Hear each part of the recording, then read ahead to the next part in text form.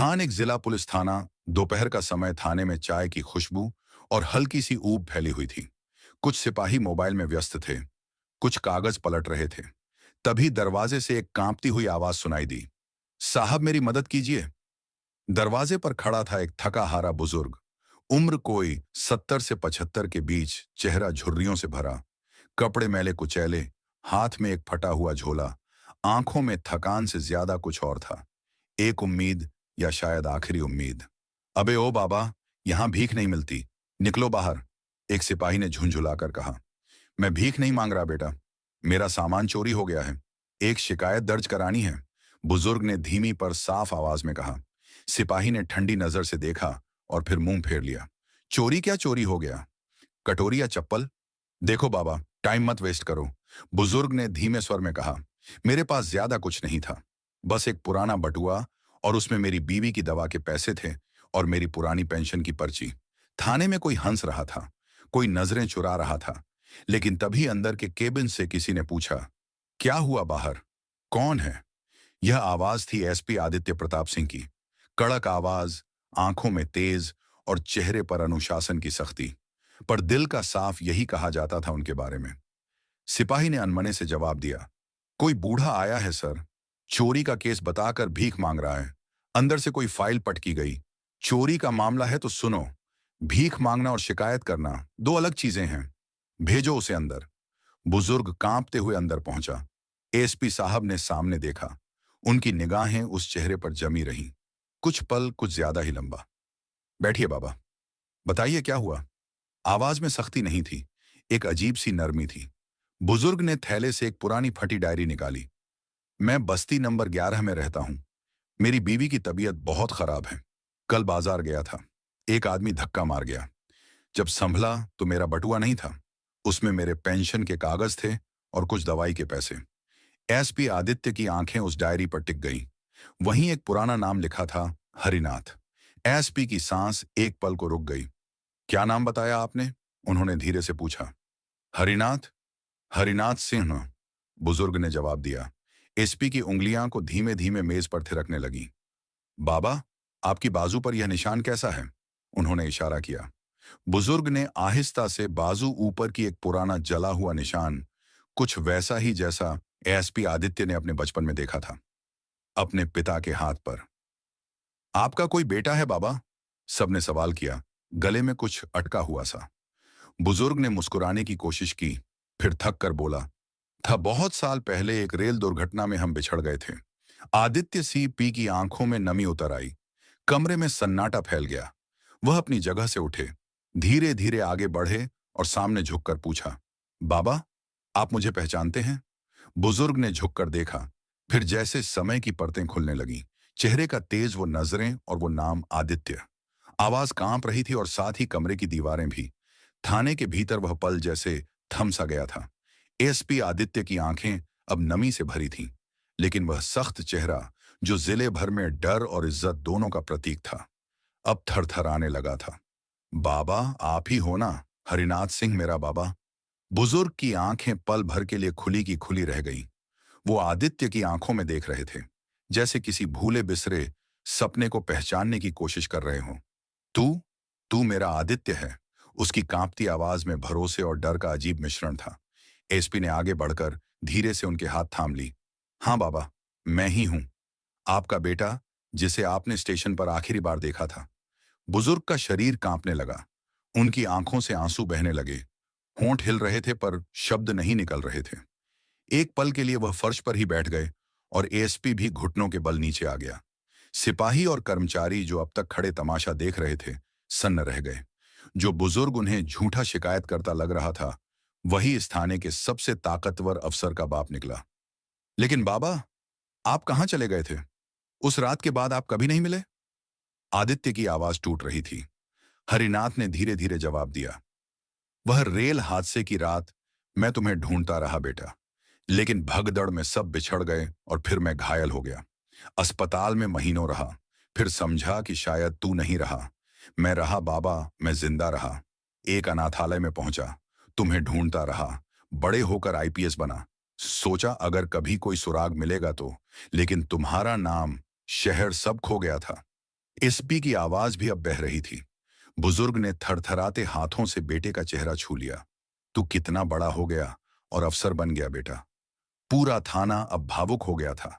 कोई चुपचाप आंखें पोंछ रहा था, कोई छुपकर वीडियो बना रहा था। लेकिन उस पल में कोई नियम, कोई वर्दी, कोई औपचारिकता नहीं थी। सिर्फ एक बाप और एक बेटे की मुलाकात थी, जो जिंदगी भर अधूरी रही थी। एसपी ने आदेश दिया, सभी रिकॉर्ड करो कि बाबा की शिकायत पर अब एफआईआर दर्ज होगी और इस केस की तह तक जाया जाएगा। सभी अफसर हरकत में आ गए। एक सिपाही चाय लेकर आया। बाबा जी कुछ खाइए, बहुत देर से भूखे होंगे। एएसपी ने खुद जाकर अपने केबिन से एक कपड़ा लाया और पिता के पैरों से धूल साफ की। मैंने कितनी बार भगवान से मांगा था कि एक बार मिलवा दो, बस एक बार। अब मैं आपको कहीं नहीं जाने दूंगा बाबा। बुजुर्ग बोले, नहीं बेटा, मैं किसी पर बोझ नहीं बनना चाहता। बोझ बाबा, अगर आपकी दुआ ना होती तो आज मैं एसपी नहीं होता। मेरा पूरा जीवन आपसे ही तो है। थोड़ी देर में प्रेस को भी खबर मिल गई थी। थाने के बाहर मीडिया इकट्ठा हो चुकी थी। एएसपी आदित्य ने जो किया वह आज का सबसे बड़ा संदेश है। एक पत्रकार ने कहा, और शायद वह सही था, क्योंकि यह कहानी सिर्फ एक गुमशुदा बाप और बेटे की नहीं थी। यह कहानी थी हर उस इंसान की जिसे दुनिया ने भुला दिया, लेकिन किस्मत ने नहीं। हार्ड शाम ढल चुकी थी। पुलिस स्टेशन की भीड़ धीरे धीरे कम हो रही थी, लेकिन एक कोना अब भी भावनाओं से भरा हुआ था। एसपी आदित्य प्रताप सिंह अपने पिता को अपने सरकारी वाहन में बिठाकर अपने सरकारी आवास की ओर जा रहा था। रास्ते भर दोनों के बीच चुप्पी थी, लेकिन वह चुप्पी बोझिल नहीं थी। वह चुप्पी उन सालों की थी जिन्हें शब्दों से भरना मुश्किल था। बुजुर्ग हरिनाथ सिंह खिड़की से बाहर देख रहे थे, जैसे हर एक दृश्य उनके लिए नया था। बहुत बदल गया है यह शहर, उन्होंने धीरे से कहा। शहर बदला है बाबा, पर आपका बेटा अब भी वही है जो आखिरी बार स्टेशन पर आपके गले लगकर रोया था, आदित्य ने गाड़ी चलाते हुए कहा। घर पहुंचने पर आदित्य की पत्नी सीमा दरवाजे पर खड़ी थी। वह समझ नहीं पा रही थी कि एसपी साहब इतने भावुक क्यों हैं और साथ में कौन है। सीमा, मिलो, ये मेरे पिताजी हैं। सीमा चौंक गई। आपके, लेकिन आपने तो कहा था। हाँ, मैंने भी यही समझा था कि वह नहीं रहे, लेकिन किस्मत ने आज मुझे फिर से उनका बेटा बना दिया। सीमा ने तुरंत उनके पैर छुए और उन्हें आदरपूर्वक अंदर ले गई। रात का खाना दोनों ने साथ खाया। बहुत सालों बाद खाने के बाद आदित्य पिता के कमरे में बैठा, उनके पैरों के पास बैठकर पुरानी बातें सुन रहा था। हरिनाथ ने धीरे से कहा, बेटा, तुझसे कुछ छुपाया है। आदित्य चौंका। क्या बात है बाबा? तू जब अनाथालय पहुंचा था, मैं तुझे ढूंढने निकला था, लेकिन मैं अकेला नहीं था। तेरी माँ भी थी मेरे साथ। आदित्य के चेहरे से रंग उड़ गया। माँ? हाँ बेटा, वो जिंदा थी, लेकिन हादसे के बाद मानसिक रूप से बहुत कमजोर हो गई थी, और जब तू नहीं मिला वो टूट गई। मैंने उसे एक सेवा संस्थान में भर्ती करा दिया, जहां उसका इलाज हो सके। तो क्या वह अब भी वहीं है? अब तक मैं हर महीने जाकर मिलता था, पर पिछले महीने मेरी जेब कट गई, दवाई के पैसे भी चले गए।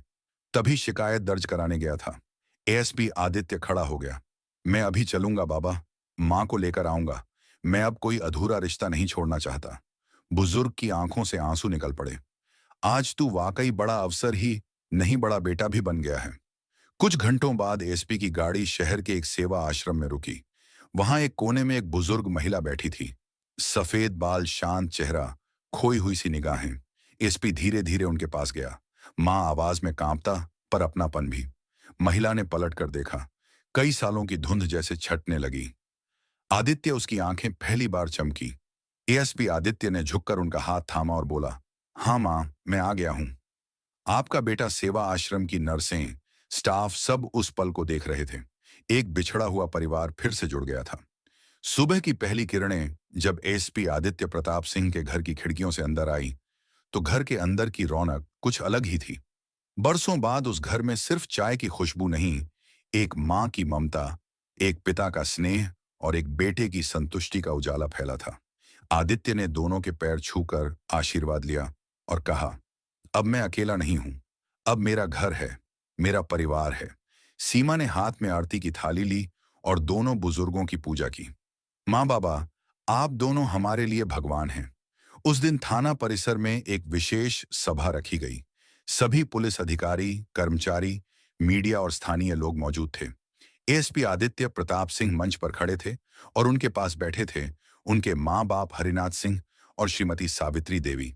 आदित्य ने माइक उठाया और कहा, आप सब सोच रहे होंगे कि एक बुजुर्ग की शिकायत के लिए मैंने थाने को रोका। क्यों? इतना गंभीर क्यों हुआ तो सुनिए। सारा मंच सन्न हो गया, क्योंकि वह बुजुर्ग सिर्फ कोई पीड़ित नहीं था। वो मेरे पिता थे जिनसे मैं बचपन में रेल हादसे में बिछड़ गया था, और कल इतने वर्षों बाद इस थाने में वह मुझसे फिर मिले। कल जो मेरी वर्दी थी वह एक पुलिस अफसर की थी, पर आज जो जो मैं पहना हूं वह एक बेटे का फर्ज है, और यह फर्ज मैं कभी नहीं छोड़ सकता। सभा में बैठे कई लोग रो पड़े। कुछ ने तालियां बजाई, कुछ सन्न थे। इसके बाद आदित्य ने एक नई योजना की घोषणा की। हर थाने में एक सम्मान कक्ष बनाया जाएगा, जहां हर बुजुर्ग की शिकायत को गंभीरता से सुना जाएगा, बिना किसी पूर्वाग्रह, बिना किसी मजाक के। क्योंकि जो लोग हमें जन्म देते हैं, जो लोग देश के लिए जीते हैं, उन्हें आखिरी सफर तक सम्मान मिलना चाहिए।